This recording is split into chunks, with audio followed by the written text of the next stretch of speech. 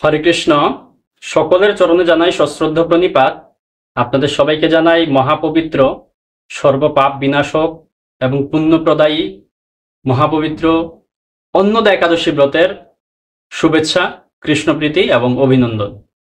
আজকের এই পুণ্যতিথিতে আমি আপনাদের নিকট এই অন্নদা একাদশীর ব্রত মাহাত্ম্য পাঠ করে শ্রবণ করাবো আপনাদেরকে।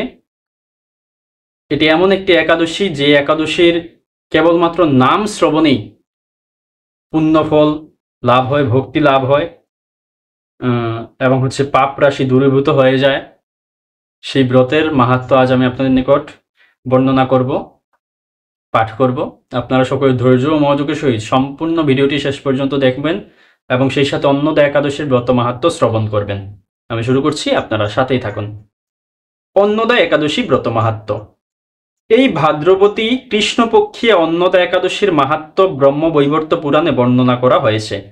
মহারাজ যুধিষ্ঠির বললেন, হে কৃষ্ণ, ভাদ্র মাসের কৃষ্ণপক্ষের একাদশীর নাম কি তা শুনতে আমি অত্যন্ত আগ্রহী। শ্রীকৃষ্ণ বললেন, হে রাজন, আমি সবিস্তারে এই একাদশীর কথা বর্ণনা করছি, আপনি একাগ্র চিত্তে শ্রবণ করুন। ভাদ্রের কৃষ্ণপক্ষীয় একাদশীকে বলা হয় অন্নদা। এই তিথি সর্বপাপ বিনাশিনী। যিনি শ্রীহরির অর্চনে এই ব্রত পালন করেন তিনি সর্বপাপ মুক্ত হন। এমনকি এই ব্রতের নাম শ্রবণেই রাশি রাশি পাপ বিদূরিত হয়ে যায়। এই ব্রত প্রসঙ্গে একটি পৌরাণিক ইতিহাস রয়েছে। প্রাচীনকালে হরিশ্চন্দ্র নামে এক নিষ্ঠাপরায়ণ সত্যবাদী চক্রবর্তী রাজা ছিলেন। পূর্ব কর্মফল ও প্রতিজ্ঞার সত্যতা রক্ষায় তিনি রাজ্যভ্রষ্ট হন। অবস্থা এমন হলো যে তিনি নিজের স্ত্রী, পুত্র এবং অবশেষে নিজেকেও পর্যন্ত বিক্রি করতে বাধ্য হলেন। হে রাজেন্দ্র, এই পুণ্যবান রাজা চণ্ডালের দাসত্ব স্বীকার করেও সত্য রক্ষার্থে দৃঢ় নিষ্ঠা প্রদর্শন করেছিলেন। তিনি শ্মশানে মৃত ব্যক্তির বস্ত্রও কর রূপে গ্রহণ করতেন। এইভাবে তার বহু বছর কেটে গেল। দুঃখ সাগরে নিমজ্জিত হয়ে কি করি, কোথায় যাই, কিভাবে এই দুর্দশা থেকে উদ্ধার পাই, এই চিন্তায় তিনি দিনরাত্রি বিভোর হলেন। এমন সময় দৈবক্রমে পর দুঃখী গৌতম ঋষি রাজার কাছে এলেন। রাজা মুনিকে দর্শন করে ভক্তি ভরে প্রণাম করলেন। করজোড়ে তার সামনে দাঁড়িয়ে একে একে নিজের সমস্ত কথা জানালেন। রাজার দুঃখের কথা শুনে মুনিবর বিস্ময়াপন্ন হলেন।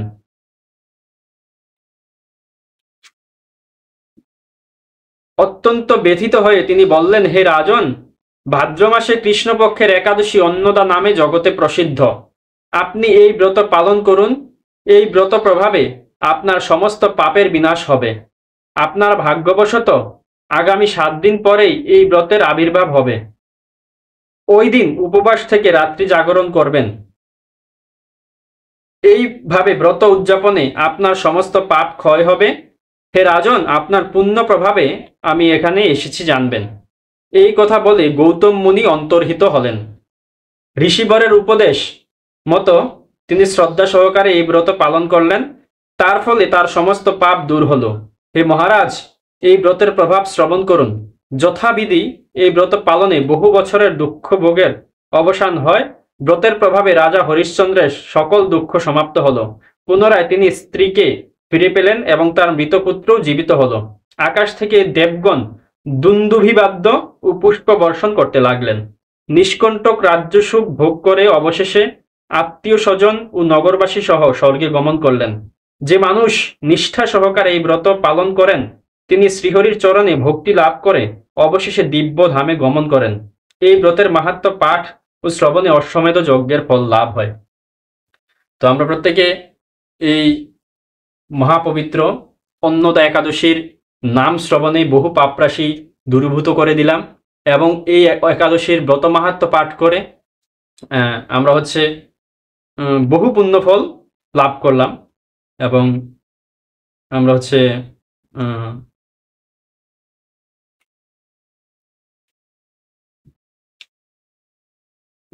অশ্বমেধ যজ্ঞের ফল লাভ করে ফেললাম।